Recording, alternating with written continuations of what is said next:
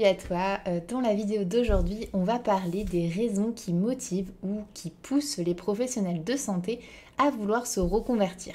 Et ça, que tu sois kiné, médecin, sage-femme ou autre professionnel de santé, eh bien les raisons sont bien souvent comparables tout de même, et donc on peut arriver à trouver des similitudes entre ces professions.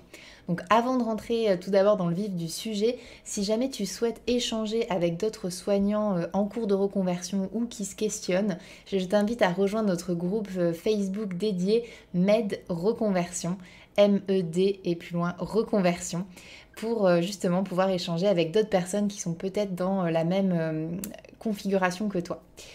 Alors c'est vrai que la reconversion dans la santé, elle soulève et elle pose de nombreuses questions, car ce sont des métiers le plus souvent choisis et exercés par passion, qui nécessitent de longues années d'études pour la plupart, et pourtant, eh bien, force est de constater que le nombre de soignants qui veulent se reconvertir augmente de plus en plus. Alors justement, dans cette vidéo, eh bien, je t'explique un peu les différentes raisons qui poussent les soignants, qui motivent les soignants à se reconvertir et pourquoi en fait nous avons envie parfois de nous reconvertir. Alors ça peut être le désir d'évoluer professionnellement. Donc lors des appels découvertes que nous proposons gratuitement chez Med Reconversion, de nombreux professionnels de santé nous parlent de cette volonté de faire évoluer sa carrière. Donc faire évoluer sa carrière, ça peut paraître très vaste. Qu'est-ce que ça veut dire? Eh bien ça peut être se lancer de nouveaux défis, de nouveaux challenges, explorer d'autres horizons, d'autres possibilités. Et c'est d'autant plus vrai en fait dans le monde actuel où on sait que les individus vont exercer plusieurs métiers au cours de leur vie. Il y a donc un effet sociétal, je dirais, et les soignants eh bien, font partie intégrante de cette société. Donc il est normal que nous aussi, que eux aussi aient envie de se fixer de nouveaux challenges et parfois de changer de voie ou de profession. Il faut aussi comprendre bien que évoluer professionnellement, ça ne veut pas forcément toujours dire sortir des soins ou changer complètement de métier. Ça peut être tout simplement vouloir donner un nouveau souffle à sa carrière. Le deuxième point, la deuxième raison qui pousse les soignants à vouloir se reconvertir, je dirais que c'est peut-être la principale raison pour laquelle les soignants souhaitent se reconvertir, eh bien c'est équilibrer sa vie professionnelle et sa vie personnelle.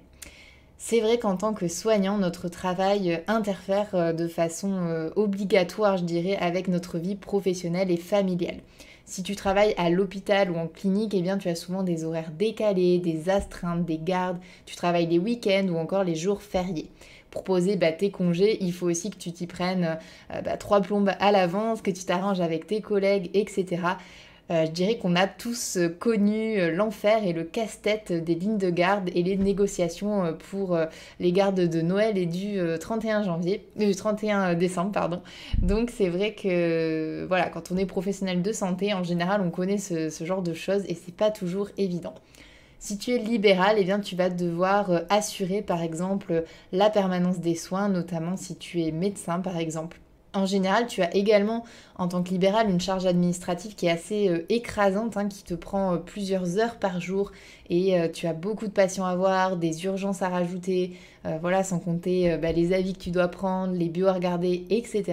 Et finalement, tu rajoutes ce temps-là à ta consultation et finalement, ça va te prendre plusieurs heures en plus de ton planning de travail pur et dur, si je peux dire. Et ça, ça va forcément influencer sur ta vie personnelle, car c'est un temps que tu ne peux pas prendre avec ta famille, avec tes amis, ou même pour toi en fait. Je sais pas si tu aimes faire du sport ou n'importe quelle activité qui contribue à ton équilibre, souvent cette activité va être reléguée au second plan. Donc voilà, le fait de systématiquement mettre sa vie perso, sa famille, son entourage au second plan, comme je te le disais, eh bien ça peut engendrer un mal-être, un sentiment de frustration qui est souvent un élément déclencheur du projet d'évolution ou de la reconversion professionnelle. Le troisième point qui peut pousser les soignants à vouloir se reconvertir, eh bien, c'est retrouver du sens à ton travail. Il y a beaucoup de professionnels de santé qui ne se sentent plus en phase avec leur profession, qui perdent le sens en fait de ce qu'ils font. Cette perte de sens, elle peut être en lien avec le fait que tu ne te sens pas ou plus aligné avec tes valeurs personnelles. Par exemple, si tu as le sentiment de faire un travail à la chaîne, d'avoir trop peu de temps avec tes patients et que tu ne prends même plus le temps de les écouter vraiment, Si le relationnel, c'est le cœur de ce qui t'anime, eh bien, tu ne trouves peut-être plus le sens de ce que tu fais et ça peut tout à fait se comprendre. Ça peut paraître hyper paradoxal pour des personnes qui sont en dehors du système de soins parce que pour eux ça paraît évident que notre métier a du sens. Ils se disent mais non mais vous soignez des gens en fait c'est évident, c'est ça le sens de votre profession. Eh bien non pas forcément en fait parce que c'est vrai que les façons de l'exercer, les conditions actuelles peuvent entraîner parfois une perte de sens. Cette perte de sens peut aussi être en lien avec un travail qui deviendrait routinier, dans lequel tu ne t'épanouis tout simplement plus et qui entraîne un sentiment de lassitude vis-à-vis de ta profession. Ça peut également arriver, donc ça peut être une des choses, une des raisons qui motive une reconversion professionnelle. Et enfin, le dernier point, c'est avoir une meilleure balance, je dirais, rémunération-pénibilité, slash une meilleure rémunération pour certains.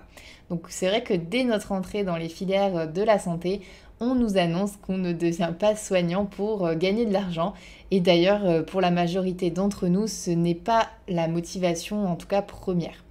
Mais dans le contexte actuel d'inflation, avec nos conditions de travail qui se dégradent, etc., eh bien les professionnels de santé expriment le besoin de percevoir une meilleure rémunération, ou du moins une rémunération qui serait plus juste au vu des études, des responsabilités, de l'engagement qu'ils mettent dans leur profession.